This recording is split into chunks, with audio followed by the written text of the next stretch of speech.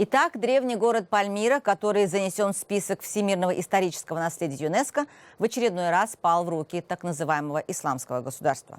В интервью агентству «Франс Пресс» губернатор провинции Хомс Талал Барази сказал, что экстремисты подтянули подкрепление из Раки и восточной сирийской провинции Эль-Дар-Ад-Зур. На видео, которое распространили исламисты, запечатлены ожесточенные бои. Наступление так называемого исламского государства на Пальмиру, которое началось в минувшую субботу, участвовали около 4000 боевиков. Базирующийся в Британии Центр мониторинга за правами человека в Сирии сообщал о применении экстремистами артиллерии и заминированных автомобилей. Правительственных войск Асада в городе и вокруг него было недостаточно, чтобы отразить атаку исламистов. Большинство сил Асада сейчас задействованы в кампанию по взятию Алеппо. Сирийское командование сообщило, что уже отправило дополнительные силы в Пальмиру. Повстанцы в Алеппо также сообщают, что некоторая часть войск передислоцирована в Пальмиру из Алеппо. Группировка «Исламское государство» захватила Пальмиру в мае 2015 года. Боевики разрушили несколько всемирно известных архитектурных памятников, разгромили местный музей и убили главного археолога. В марте войска Асада при поддержке российской авиации отбили город у исламистов. Новая потеря Пальмиры – серьезный удар как для Дамаска, так и для Москвы.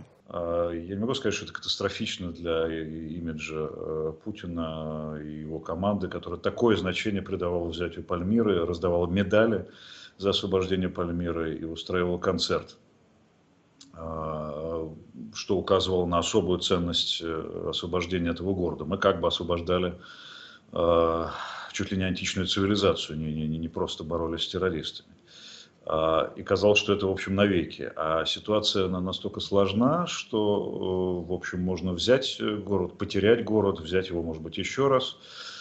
Ситуация настолько сложна, что она действительно военная, это действительно очень серьезная война, и мы в ней потихонечку увязаем.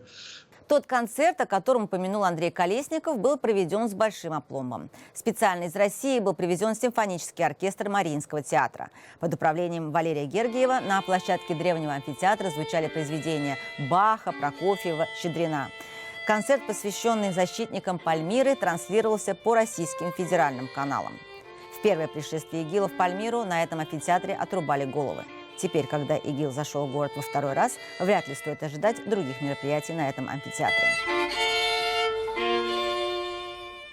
Силы Асада потеряли Пальмиру, но сделали серьезное продвижение в Алеппо. Сирийские повстанцы почти полностью утратили контроль над городом, из которого в течение последних нескольких месяцев планомерно их вытесняла сирийская армия при поддержке российской авиации. Под контроль сирийской армии перешел квартал Шейх Саид. Теперь силы Башара Асада контролируют 90% города, сообщают наблюдатели. Добиться этого было непросто.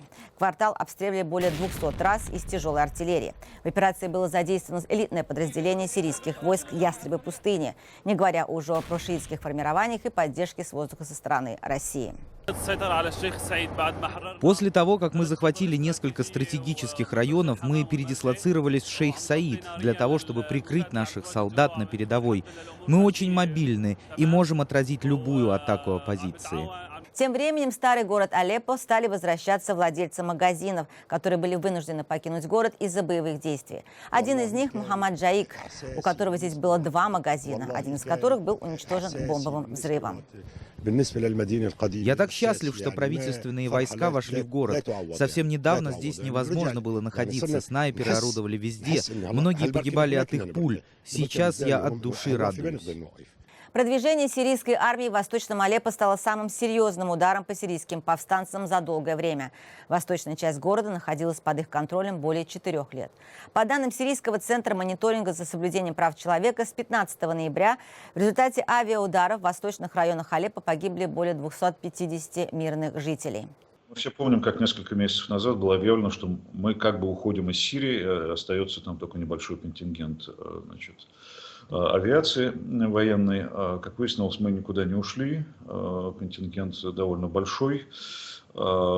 Есть явно какие-то признаки, что там воюют наши наемники.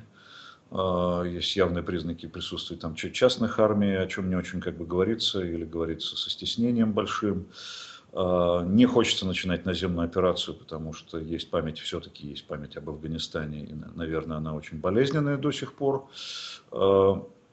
Стратегическая цель, как мне представляется, добиться того, что можно было бы назвать победой.